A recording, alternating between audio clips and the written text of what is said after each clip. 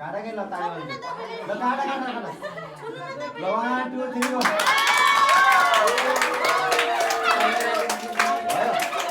फेरि मैले ल खोइ त हुटिङ खोइ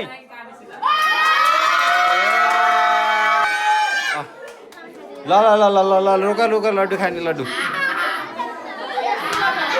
भयो यहाँ हाल्दु नि थोरै तल ल ल ल सबैलाई दिउ त टिका लाउन हुन्छ कि नै कोले ल यता यता यता बाबु लड्डी खायो यता लड्डु दिन्छ ती सबै यता आइज यहाँ अहिले डबल डबल माग्छौ तिमीहरूले अहिले डबल डबल माग्छौ तिमीहरूले ल मिठी खान त हात घिउ छ के हुन्न घिउ हामीले यो डेक किनेको खुसीयालीमा गाउँघर गर्दै गए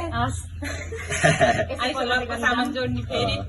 यसै गरी राम्रो हुँदै भैलो खेलेर प्रगति गरे फलानाको गाउँमा भन्ने गराए ल तपाईँलाई ठुलो लड्डु दिन्छु मैले ल हाम्रो भैलेनीले डेक किनेको खुसीयालीमा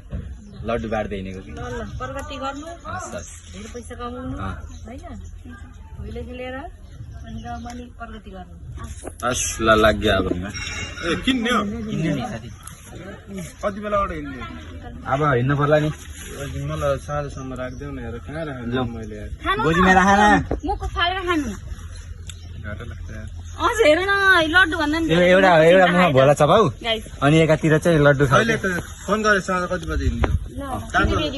नमस्ते साथीहरू मेरो नाम चाहिँ सुजन म चाहिँ कपिल वस्तु बनगाईबाट बोलेको मैले आज नयाँ च्यानल खोलेको खुसीयालीमा सबैलाई मिठाई बाँड्दै हिँडेको छु लड्डु बाँड्दै होइन यो मामा त यस्तो गर्नुहुन्छ होइन है नमस्ते सम्पूर्णमा सबैभन्दा पहिला चाहिँ यो कुरा चाहिँ होइन यसको रहस्य चाहिँ छुट्टै छ के हो भन्दाखेरि चाहिँ त्यो चाहिँ मैले भन्छु होइन हजुरहरूलाई हाम्रो चाहिँ यो कपिल वस्तु पहिलो बनगाईमा चाहिँ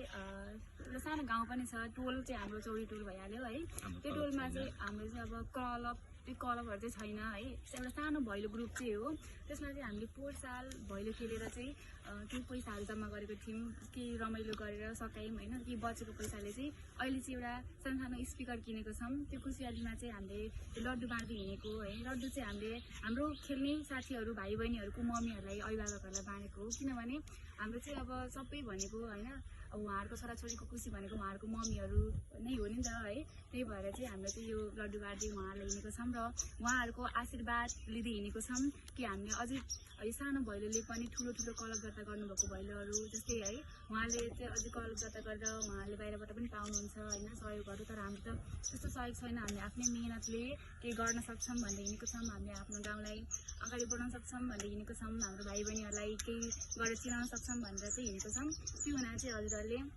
हाम्रो माया गरिदिनु होला साथ सपोर्ट दिनु होला यो सबै भिडियोहरू चाहिँ हाम्रो मामाको युट्युब च्यानलमा आउनेछ है हजुरहरूले अब चाहिँ यो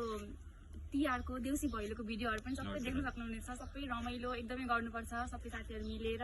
अन्तिममा चाहिँ अब हाम्रो चाहिँ आज लक्ष्मीपूजा र कुकुर तिहार पनि एक दिन परेको थियो होइन त्यही दिनको शुभ साइत पारेर हामीले हाम्रो डेकको पनि उद्घाटन गरिसकेको छौँ र अब चाहिँ हामी आजदेखि भैलो खेल्न जानुपर्ने हुन्छ र हामी अब रेडी हुनलाई जाँदैछौँ गाइजहरू टाइम सकिसकेको छ छिटो छिटो जाने हो त्यो हुनाले चाहिँ हजुरहरू पनि रमाइलो गर्न आउनु अनि अब हाम्रो भिडियो हेरिदिनु होला माया गरिदिनु होला भन्ने बाई बाई बाई